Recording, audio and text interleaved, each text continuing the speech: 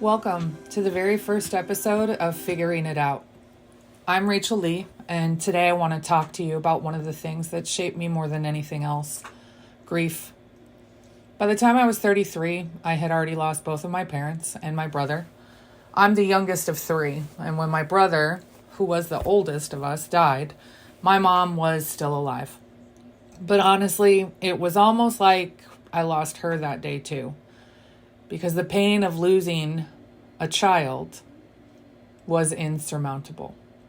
She couldn't see how to keep living without her husband and her son. My dad died in 2003. I grieved him hard. I was inconsolable for a while, but I also had things to do. I had a son to take care of. I had to move. I had to keep going. The same when my brother died. It was traumatic, probably more traumatic than I could even ever imagine. But I had to step up and things had to be handled. When my mom died, though, I couldn't get out of bed. It was like I was grieving all three of them at the same time. That loss crushed me. Because in that moment, I wasn't just a daughter anymore. I was an orphan. The night my mom died, my sister and I looked at each other and said, "What do we do now?"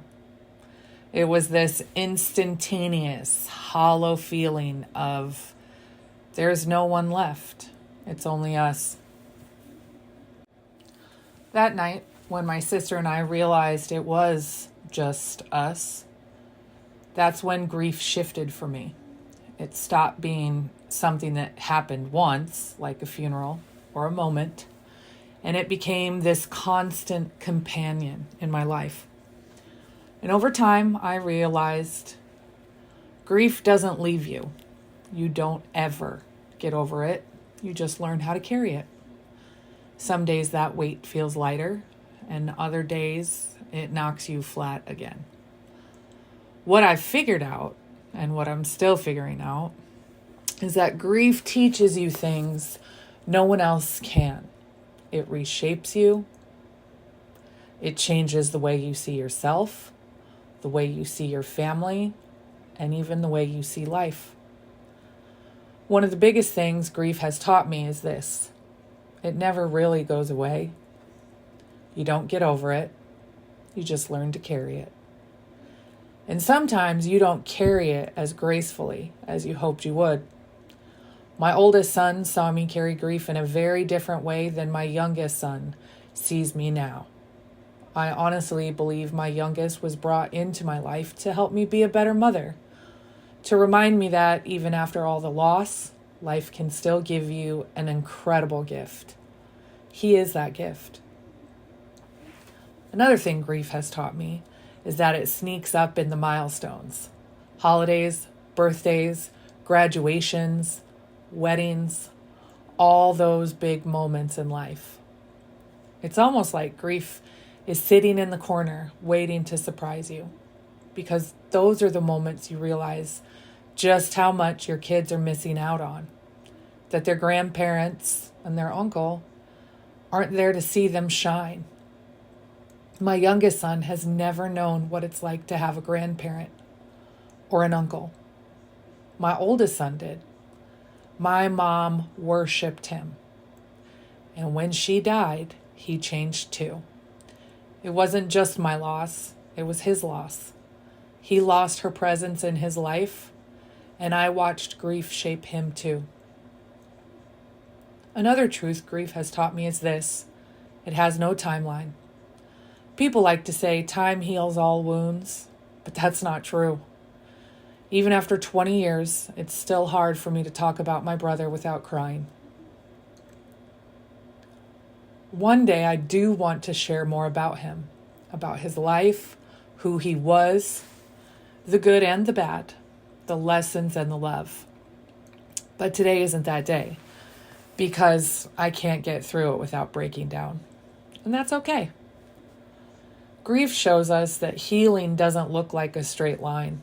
Sometimes you can talk about it with strength, and sometimes the words just catch in your throat.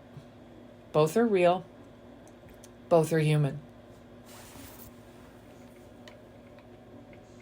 The fascinating thing about all the loss I've had, all the grief I've lived through, is that I'm actually a very happy person.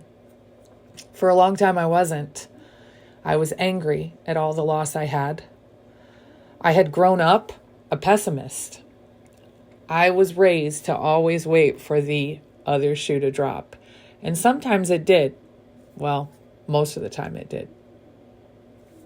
That mindset stuck with me for years.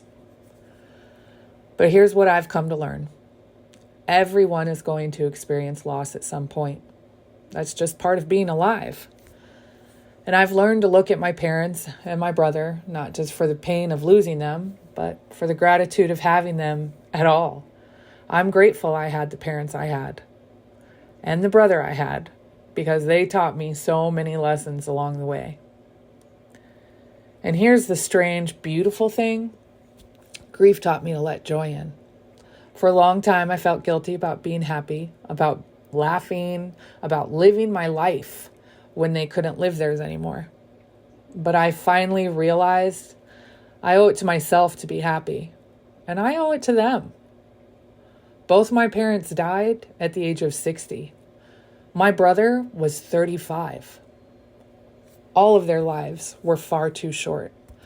So now, when I let myself enjoy life, when I do things that bring me joy, I think about them.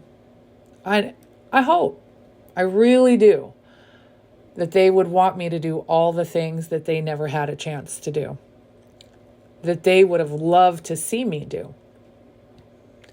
That doesn't mean I've got it all figured out. I'm still learning how to carry grief and joy at the same time. But I've stopped apologizing for letting joy in. If you're grieving, I want you to hear this. You're not broken. You don't need to get over it. You don't need to carry it perfectly. You just need to keep breathing, one day at a time. And sometimes, one moment at a time. Before we wrap up, I want to leave you with something to think about. What has grief taught you? Not what it should teach you or what people say it will, but what has it actually shown up to teach you in your life? If you've never lost someone close, maybe just take a moment to imagine what you'd want to hold on to when that day comes. And if you haven't yet experienced the loss of a parent, a sibling, or anyone deeply close to you, I want you to take a pause and realize how blessed you are. Feel the gratitude. Be thankful that you can pick up the phone and have a conversation, that you can hear their voice, look at them, learn from them. Because I can tell you, there are so many conversations I wish I could have had, and I'll never get the chance to. So don't wait. Treasure the people in your life now. Next week, we'll be talking about motherhood solo, what it has looked like to raise 2 boys on my own, what I've done right, what I've done wrong, and how I'm figuring it all out along the way. This is Rachel Lee, and I'll see you next week as we keep figuring it out together.